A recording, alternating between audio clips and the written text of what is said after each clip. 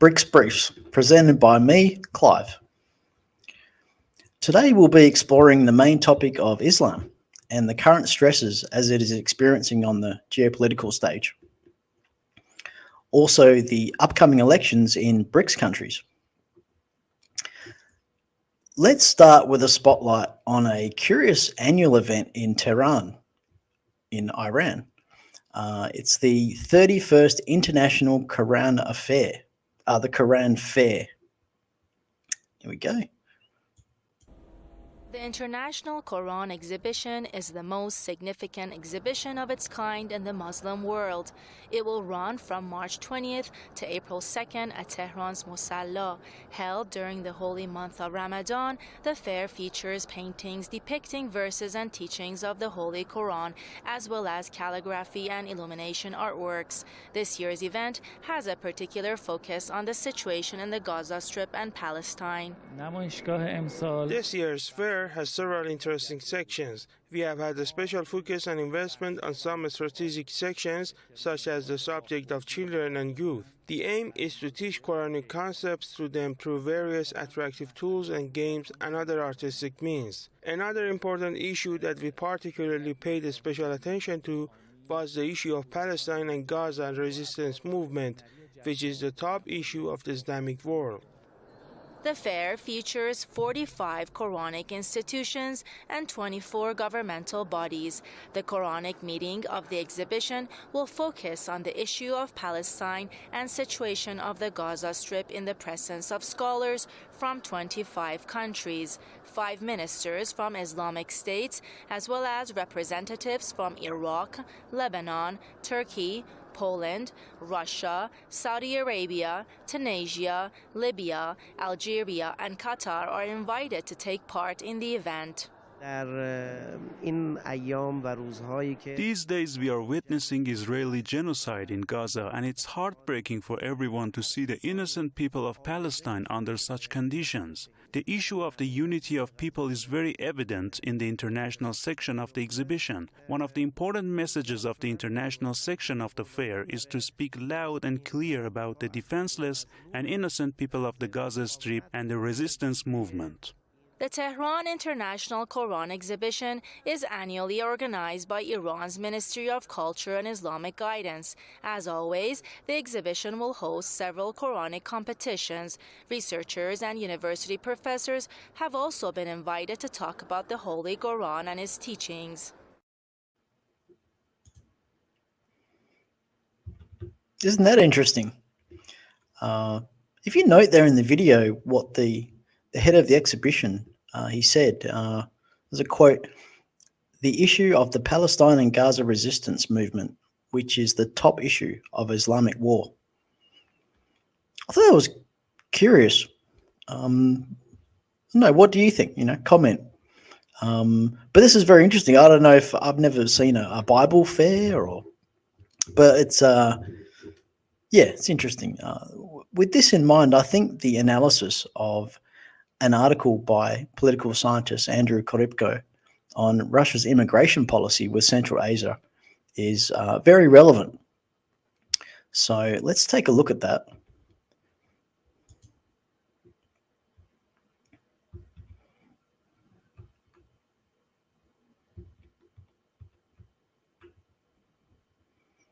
So it's titled, "Is it time for Russia to close its open border policy with Central Asia?" So it's just a couple of days ago, 2 or 3 days ago. This is a question that's coming up, and we're thinking about this. I'll just read a little bit. This arrangement is economically beneficial, but exposes Russia to security risks. The fact that Friday night's terrorist attack on the Crocus City Hall venue in Moscow was committed by Tajik migrants has made some wonder whether it's time for Russia to close its open border policy with Central Asia. Citizens of these countries can enter Russia without a visa for 90 days, where many of them then find employment in manual and/or low-skilled labor to satisfy their country's market needs. In return, their remittances keep their struggling countries afloat, thus averting their slide into failed states. Just here, I just noted this. If you weren't aware, in Russia, they have a law, which is Article 282 of the Russian Criminal Code, prohibits the instigation of ethno-religious hatred. So in this discussion, which you'll see in this article, read this article. It's actually very interesting. You have to be careful about when you talk about this sort of thing in Russia, because they don't want this. There's many ethnicities in Russia, over 100. But it says there's never been a better time than now for responsible members of Russian society to initiate a long overdue and very candid conversation on this subject. And I've talked about this with a friend I have in Russia too. So it is an issue, economic issue, and yeah. RT back in late 2023, only 3 months ago, wrote on this same subject of immigration.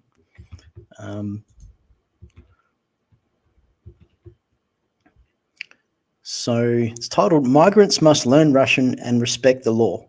That's Putin. So this article, I'll just read a little bit, but you should read it. It's not a very long article. Moscow has withdrawn from several international human rights organizations because they have become virtually controlled by the West, demonstrating political bias, hypocrisy, and open selectivity, Putin said in his opening remarks. For 8 years, these organizations have looked away and have done nothing when confronted with flagrant violations by Ukraine against the residents of Donbass, he noted. Not only did they not notice the violations happening, but they also encouraged Russophobia and even supported countries racing to take first place in the shameful competition of hating Russia the most. If you haven't noticed that, be surprised. But this is in the same vein. So there is an interplay of the individual's expression of their religious practices and the regional society one is a part of when it comes to migration. And again, Andrew Korybko laid out many points for your consideration in an article back in not long ago, October 2023, about Russia's views. So let's bring that up. It's titled "Analyzing Putin's Speech from His Meeting with Representatives of Religious Associations." So October 27th, 2023. So not that long ago, 6 months. Just for you to note, I am reading this out, even though you can see sometimes, because we have listeners. So people who are not watching the video, they're listening. So I try to do that for them too. This is a very interesting article because it goes over, I'm just going to sort of go over a little bit, what is the feeling of Russia, and because it has so many different ethnicities and different religions in one country, and yet they're very solid with their own culture. As obviously, if you haven't noticed that about Russians and Russia, it's very important that they keep their own culture. So it's quite a long article, but I think you'd really appreciate it. And Andrew does an excellent job of the analysis, and yes, it's very important. But I just to clear the air, there's no personal bias behind us frequently featuring Andrew Korybko's work. It's just that amidst the sea of analysts, both mainstream and alternative, we find his balanced and realistic approach refreshing, really, free from sensationalism and wishful thinking. We're actually hustling to get him for an interview on Think BRICS. It's all right for you guys. So go ahead, check out his article, drop your thoughts for Andrew, subscribe if you dig his work, and help us coax him onto our channel. In a world system that is fundamentally anti-science, anti-technology, and anti-religion, actually, it is not possible to effectively solve the societal issues without changing or creating a new world system. I think BRICS principles are making that possible. and it will continue to be a challenge for our goal of leaving a meaningful legacy to our children. All right,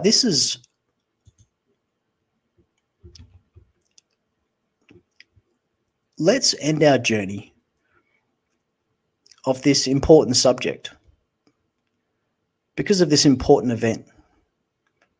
And we want it to be fair, and we want to be open. So let's end it with this article from Ibrahim Hashim in the Global Times, where the author gives a very clear and optimistic analysis of the Arab nation in the coming multipolar world. I'd like to read this passage in particular.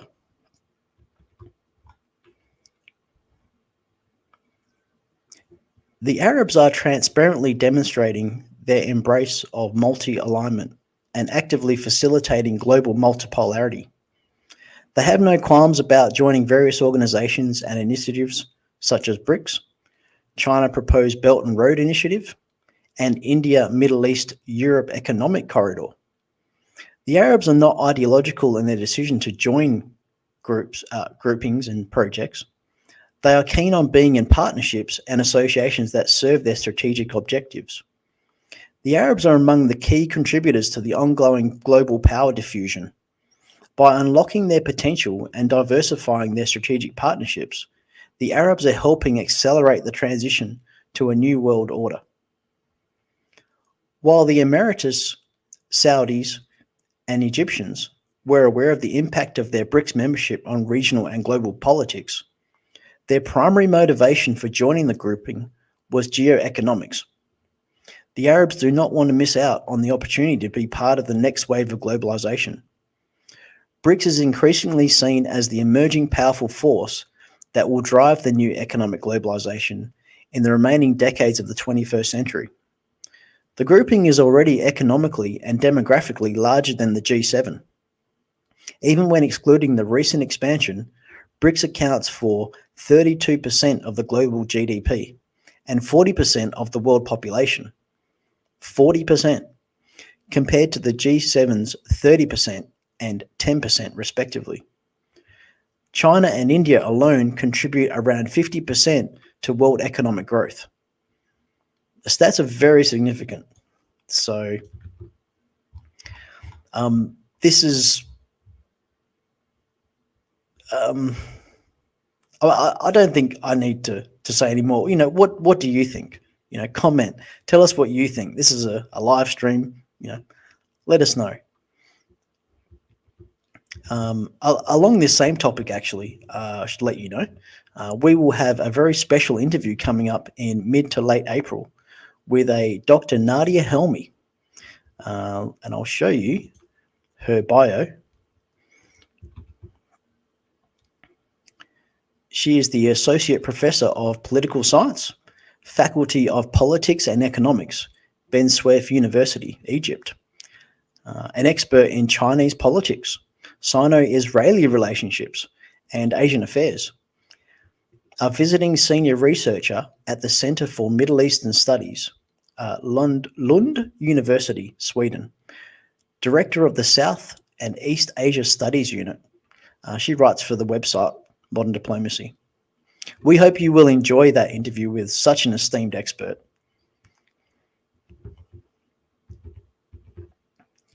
Just see if there's any comments. BRICS, that's right, Mr. Doggo, exactly.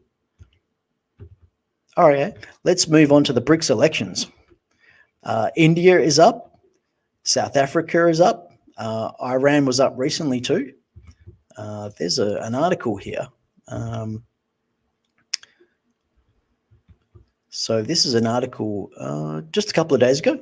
Voting in India to begin on 19th of April. So it says here, just to read a little bit, voting will be held in 7 phases across the country and will end on 1st of June. So results should be announced by 4th of June. This is reported by President Latina, a partner of TV BRICS, which we feature pretty often here on the channel, and these BRICS briefs. We did a video about the upcoming Indian elections about 9 months ago. So we've been foreseeing this. So here it is here. So there's been, there's this one here. It's been quite, I mean, the title here, Uncovering the Shadowy Secrets. I definitely would suggest you watch it. So if you want some more intrigue and, what to expect, what's going on in India, it's definitely up your alley. Okay, let's move on. South Africa, because South Africa is up. South Africa, it's titled, South Africa will not tolerate threats, intimidation during elections, said the president. So this is on the 22nd of March, this article. So just read a little bit from it. So it's starting off, South African President Cyril Ramaphosa said on Thursday that threats, intimidation and undemocratic actions will not be tolerated during this year's election. He's pretty serious. There's been a lot of stuff going on in South Africa, which they chaired last year's BRICS summit. So there's a lot of tension on them, which is why you've probably been seeing a lot of focus on Africa. So just another part here. South Africa will hold national and provincial elections on May 29th this year. Some opposition political parties have recently threatened to take violent action during the elections. And there's actually several other articles going over this. Africa can be quite volatile, especially lately. You would have heard of Burkina Faso, Niger, who have been kicking out the French. Been a lot of that. I think Burkina Faso was actually currently possibly going to kick out USA. I think that's being negotiated and trying to have some relationship there. We'll see. We'll see what happens. So Iran.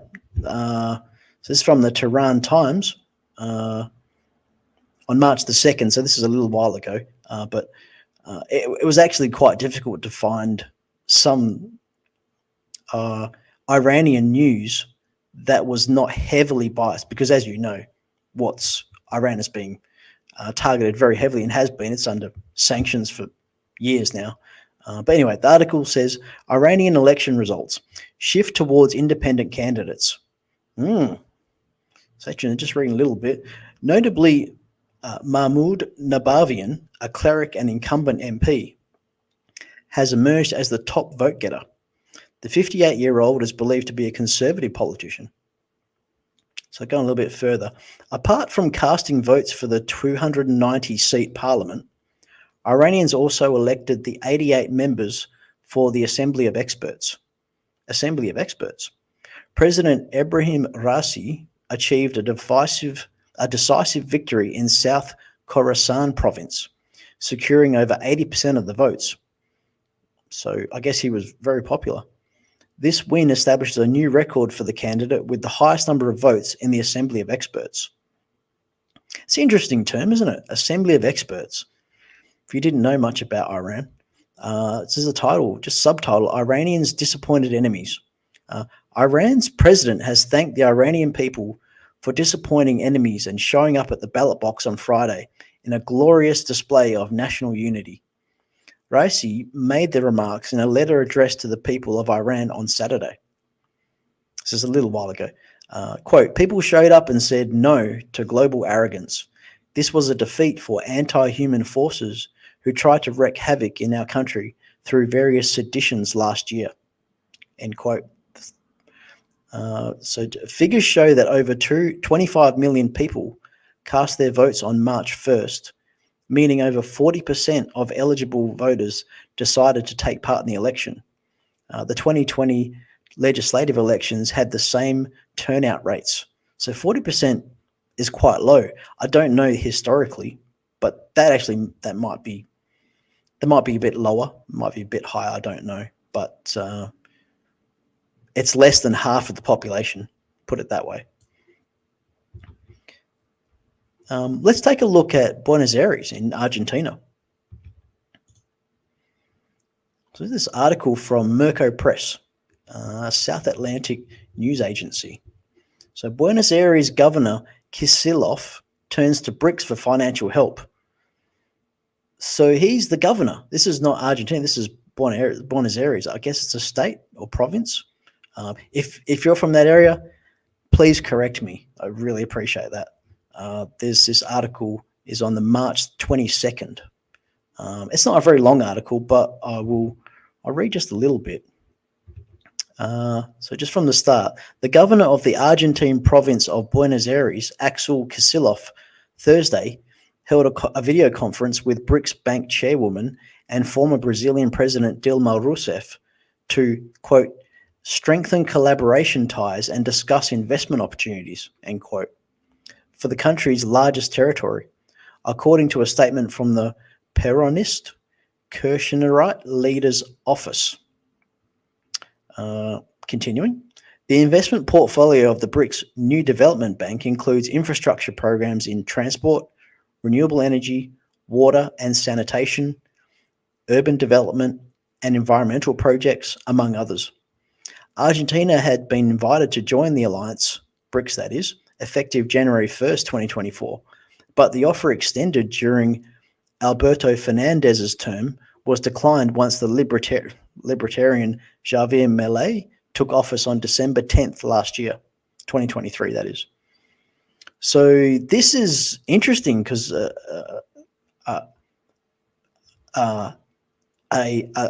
region of a country that is not in BRICS is wanting to cooperate with the National Development Bank on development. That's we did a video about Texas, USA, having interest in BRICS, and in it we looked at another region, the southernmost region of Argentina. I think you will find it interesting. So it's this one here. And in that video, it's very beautiful, actually. If you didn't know, the very southern tip of South America, which is very close to Antarctica. Very beautiful too. But they're another region that is not a part of BRICS. The country is not a part of BRICS, and they are seeking dialogue, seeking interest. They want to talk about development and cooperation. So that's what BRICS is about. Right. So on Argentina, I don't want to get too controversial. Try not to. The producer here at Think BRICS says, don't go too far, Clive. I'm like, yeah, okay. And he's right, because we really want to know what you think. What do you think? And I see got some comments here, and I apologize. I haven't been looking at the screen because I'm looking at the articles while I'm going through these. So, but just have a quick look at your comments, and I'll go. Oh, okay. So Somaliland AI Media, how you doing from Somaliland? Hey, mate. Thanks for coming. That's interesting. Okay. I won't go too far, but let's get back to the article, okay? I appreciate your comments. And if you have any questions, that's great. I see. Actually, there is a question. So it's obvious, Jai Bolanath. Jay, I'm sorry if I got it wrong. The question is, it's obvious who has triggered the tools to attacks on Moscow, but is it saying to ignore the tools themselves? Interesting. Okay. Let's consider that. We will take your comments and questions and we'll think about that. Okay, so so this is I think this is interesting. This is a bit of my pick here. There's an article by the Nikkei Asia. Argentina won't push companies to buy from China, says top diplomat. I don't know why this is particularly being brought up.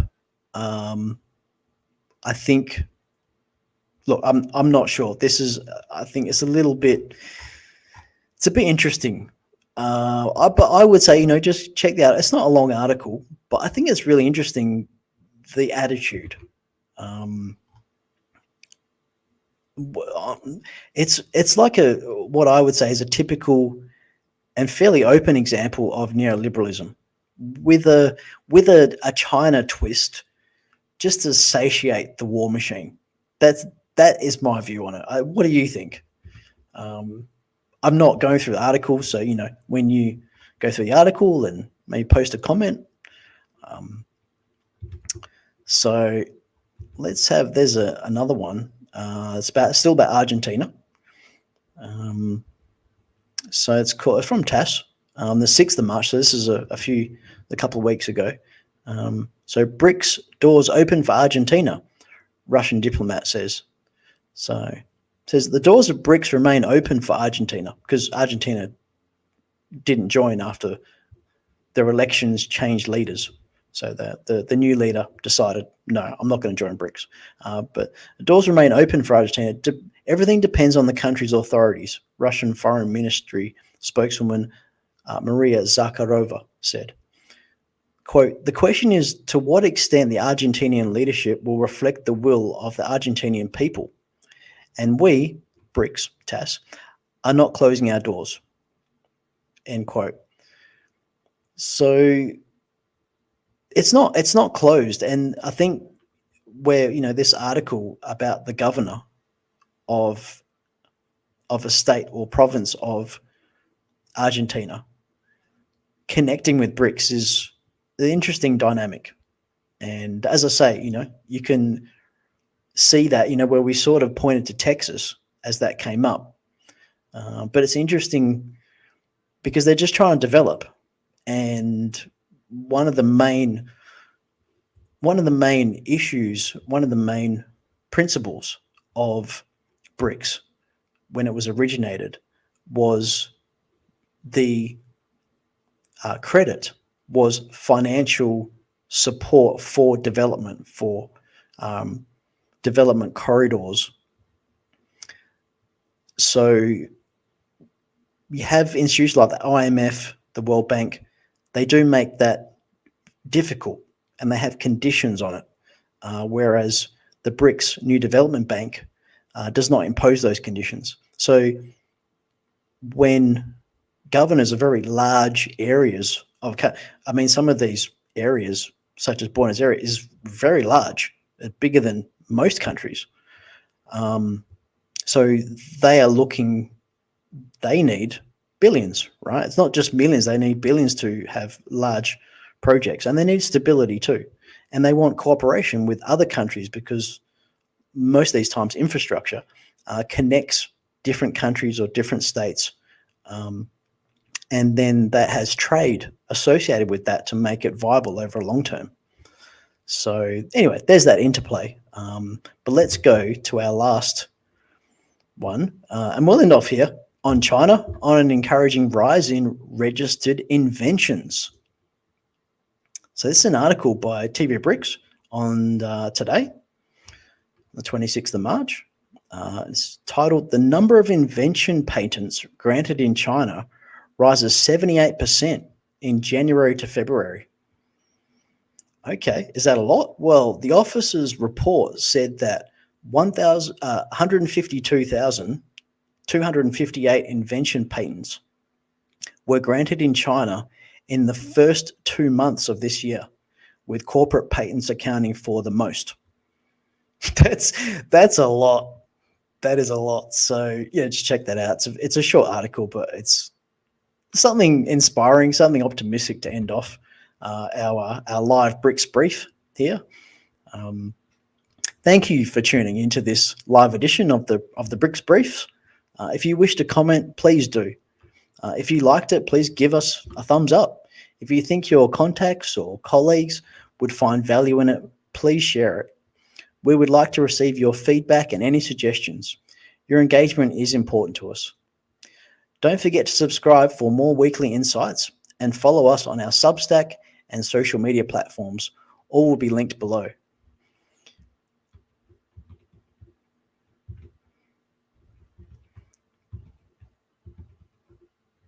If you'd like to support our work, consider contributing with a Buy Me a Coffee. Your generosity keeps the content flowing. Stay curious, stay connected, stay optimistic, and let's keep exploring together. Ciao.